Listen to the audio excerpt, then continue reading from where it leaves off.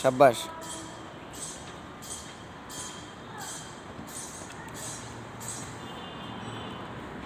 অসাধারণ পিটার। আসো আসো আসো।